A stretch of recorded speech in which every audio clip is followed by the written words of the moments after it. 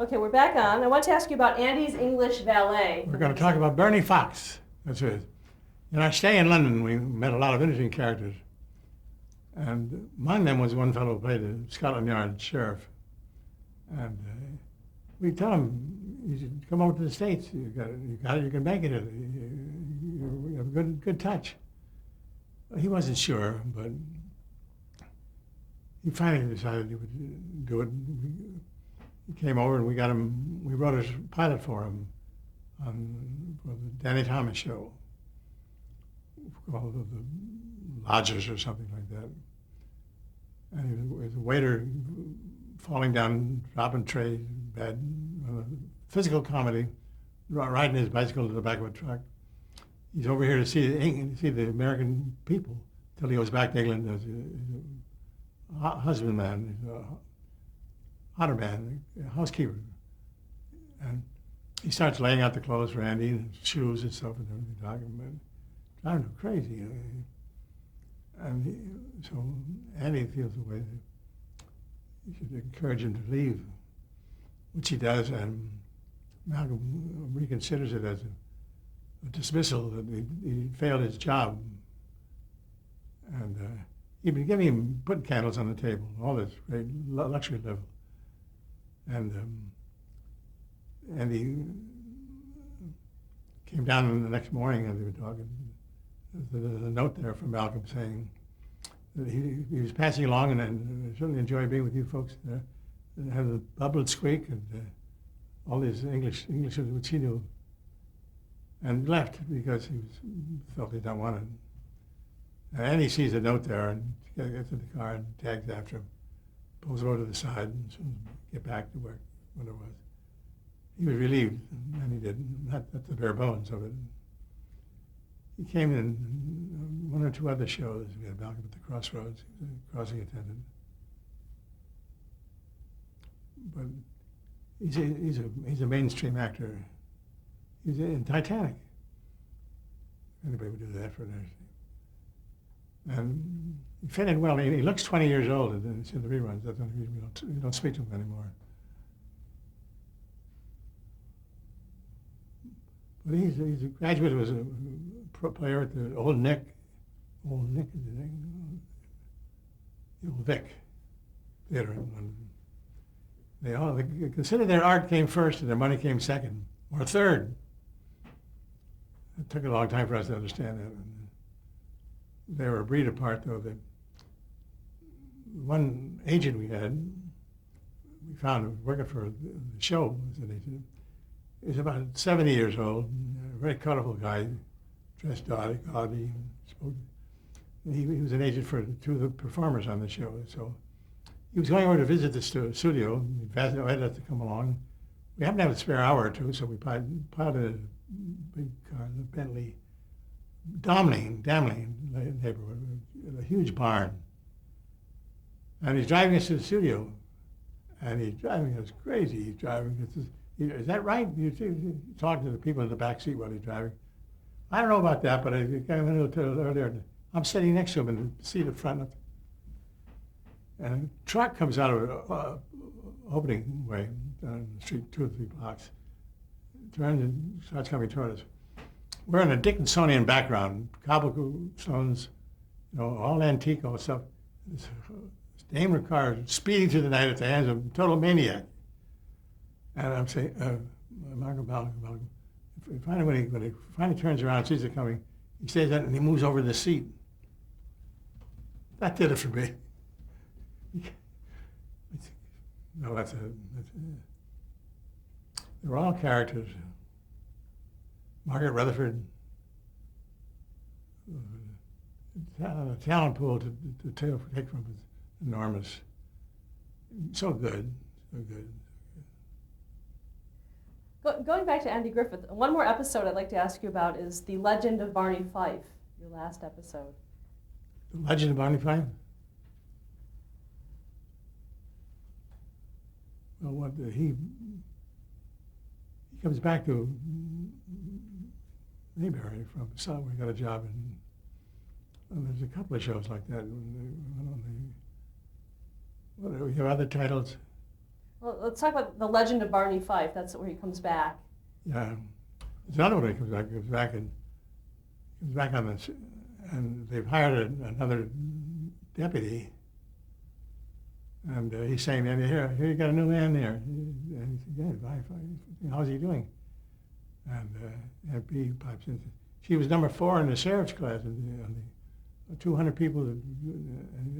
And Larry's feeling all this wonderful stuff that this guy pretends. He says, well, I hope you get along with those. You have trouble coming with them. And in comes Warren. And Larry takes a breath. Before he gets breath out, Malcolm says, are you Barney Fife? Bang, the penny drops. And the jaw comes out. He says, why? You're a legend here.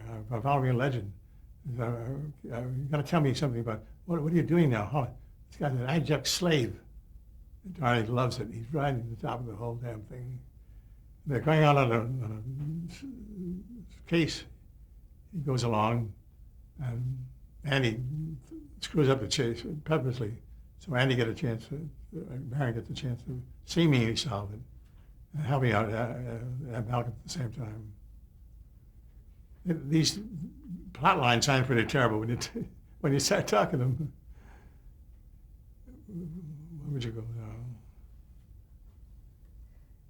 Now, that was your last episode. How come? Well,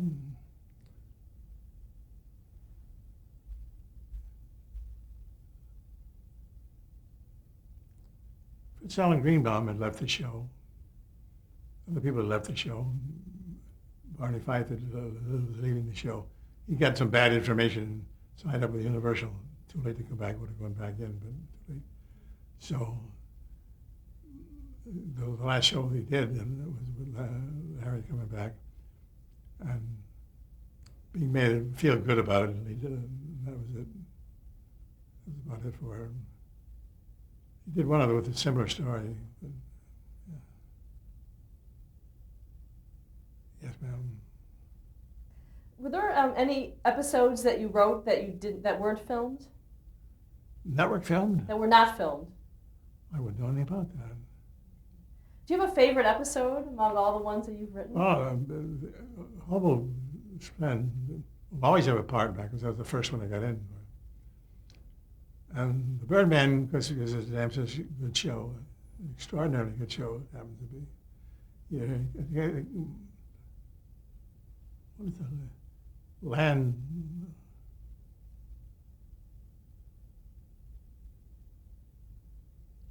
TV Land. TV Land, they put out these shows.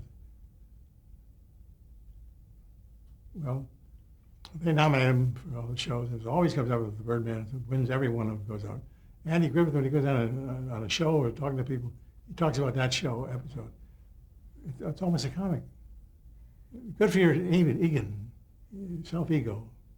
Now you also had the birdhouse for the show. I build birdhouses. I love birdhouses. And right after Hurricane Oliver, one of those things, and I made some really neat birdhouses, Victorian sloping roofs and things. So I told the guys down in Hendersonville, down in Fayetteville, wherever the Griffin show was, I'd send them down 5 birdhouses to send out a lottery. People take a lottery on them. And they got $1,200 for them, and I shipped them out, and that was fine. I got rid of mine for birdhouses. I must show you my birdhouses. Now, in 1986, you went back and wrote Return to Mayberry. Yeah. How did that come about? People have been pestering Andy for years. Why are you going to do another one? And he's avoided it until somebody brought to his attention that life is not a dress rehearsal. And somehow the things coincided that he could handle, and he went for the idea. So one of the studios, maybe Viacom, hired a young writer to write the script. And the guy who wrote the script, the parent, or the partner, I presume, And Andy called me and said, "Have you read the script I sent you?" And I said, "Yes." He said, "How do you like it?" And I said, "I'm not working for you anymore." I mean, "Go on, what is it?" I say, "Andy, it needs a lot of work. I'm going to be honest about it." He said, "Yeah, you're right, you're right. That guy fell off the ladder. How wasn't so good, was it?" I said, I know, we'd like to crack it. Everett, partner that died also was mine. So we were both without a partner. And I respect this guy's talent. He's tremendous. I said, Everett and I would like to take a crack at it. He says, go ahead. So we made an outline and went through the usual processes. So I sent it to them. And they went with it.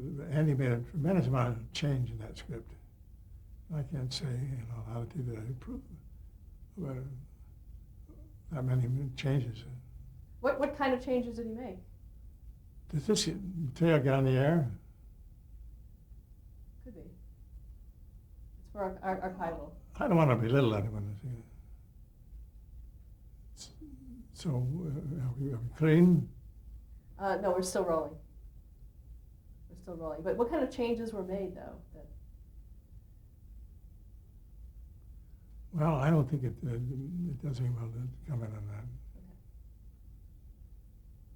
How do you think the Return to Mayberry overall? How was it when it was done? It worked okay. Aunt B was dead. Change they had to make. You take a chance and try to hit on a popular show by making another one, because you put it out for people shoot darts at you. You're exposing yourself for no reason at all. But we both thought we were intrigued with writing. It was fun writing with Everett. He and I worked on this outline, and we worked in Dick Link's apartment. Dick Link lives in Hawaii. There was our manager in an apartment in Studio City, and so we used that to write. Well, fine. I was living out in the valley, couldn't drive across. And we put our feet up on the desk and made an outline, sent it in, went back and started, we changed it around a little bit. And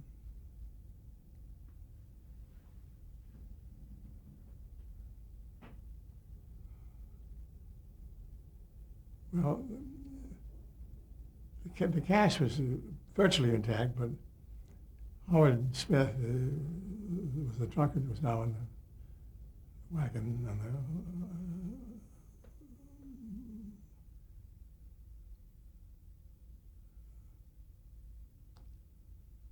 well, when we went back to do a reading with the Viacom people, and we said there was some changes we'd like to make. And they say, well, what sort of change? I said, how long do we have? They said, tomorrow morning. And I said, there's no point in trying to do it. We'll pass on it for now. We need somebody else. So they broke up in the meeting.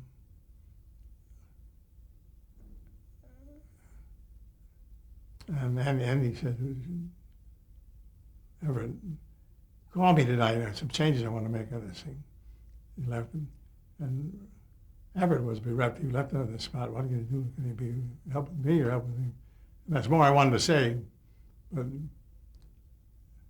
that we ended up with many changes that seemed to work all right. Nobody objected too much, but were not our work, really, basically. I dare not do no further. Live in this town. What do you think is the legacy of the Andy Griffith Show? Legacy, what do you leave behind? Legacy.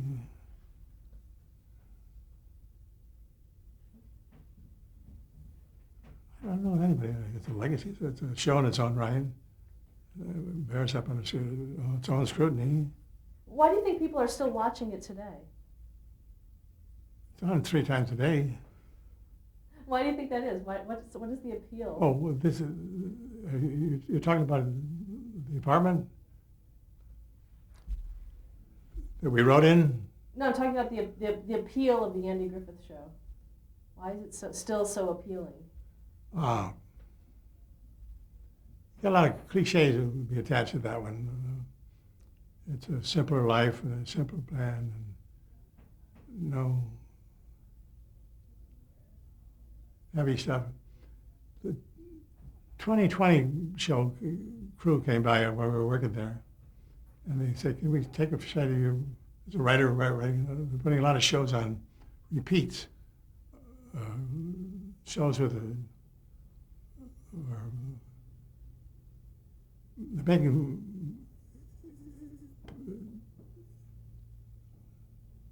They're making a paint out of it, making a panel show, making a theatrical show out of it. And 2x20 wanted to know, what is this done with all these new shows being rejuvenated? You know, does that make any sense to you? And I said, well, we were just working on a new show here, I resumed it maybe, and it has no frontal nudity, and no larceny, and no car wrecks. Are we in trouble? They used that piece, and that's the I'm feeling. Did we think we were going to get away with those old values and these? And somebody thought they did, and they seem to. It's a terrific amount of fan mail. Well, that's where. Let's go back a little bit. We skipped over your work on with Dave Garroway. Dave Garroway?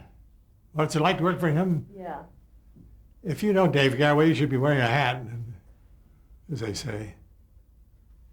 Dave Garroway was a marvelous enigma.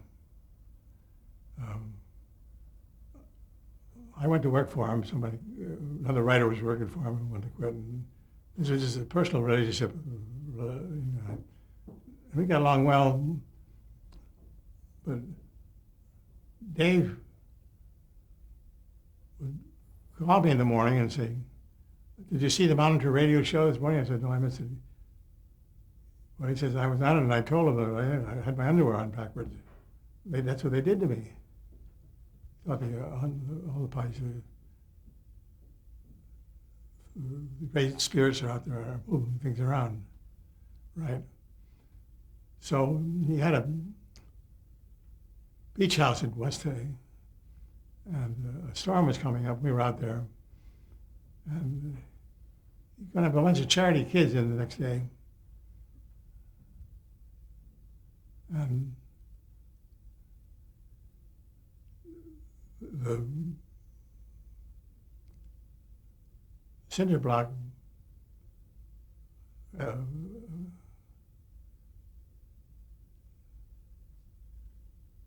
do you use at the end of it? Let's run from the toilet. Cinder block. You're not having me.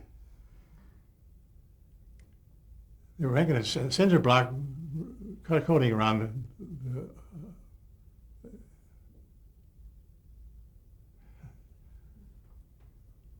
nobody got it. Cesspool. I should have remembered that number. It was a cesspool. The guy came with his big truck, scraped out the old job, and we go by running carrying toilet paper on our thumb, doing all kinds of dumb jokes. And he worked all day out there watching.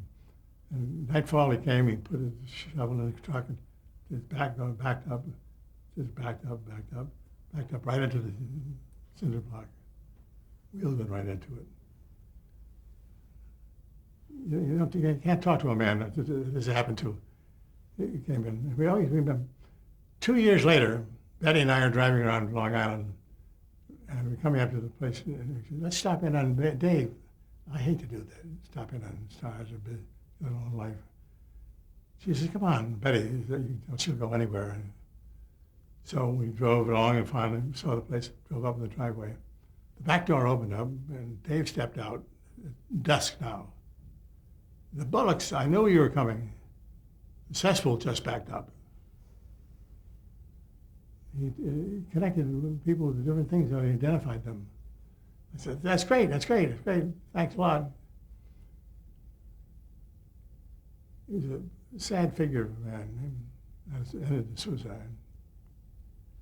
But he came to our house at the other party. He came to our house.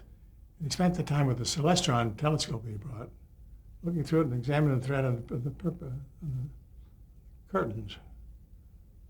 And I went up to his little house in Laurel Canyon, and he said, it was nighttime. He said, see that? What do you think that is? And I said, window. He says, I sent away to Paris. I paid $4,000 for it because the light was coming through. It was blurry. He said, I want to show you something else. He takes me out into the driveway, points to his car, and says, you see that? Now, I'm really spooked out now. I was thinking, what? He said, the license plate. And I say, Lover O? No. Infinity. You're dealing with infinity here. Right, let's get back in the house. He's a man who saw these ites and things, and marched into the different drummers, and you just said it very much so. You really believed in this stuff, poltergeists. Now, did you actually work on the Today Show, or? I'd get on at 4 in the morning. I worked till 9 o'clock. I'd just check the news tape, type up some little thoughts, slip them under the desk when he's not there. You can always reach for a piece of yellow paper, and there'll be a little color that causes some little thing he can say. A 3-hour rack-baking schedule. I don't know anybody ever, except I like the fact that New York is such a good place at dawn, and the rent's all paid for. And he loved us. He loved Betty. She's an outspoken woman. Yeah. And you met your wife on the Today Show, right? Anyway? You met Betty at the Today Show. No. You say so. I was working. I dated a gal at the Revlon company.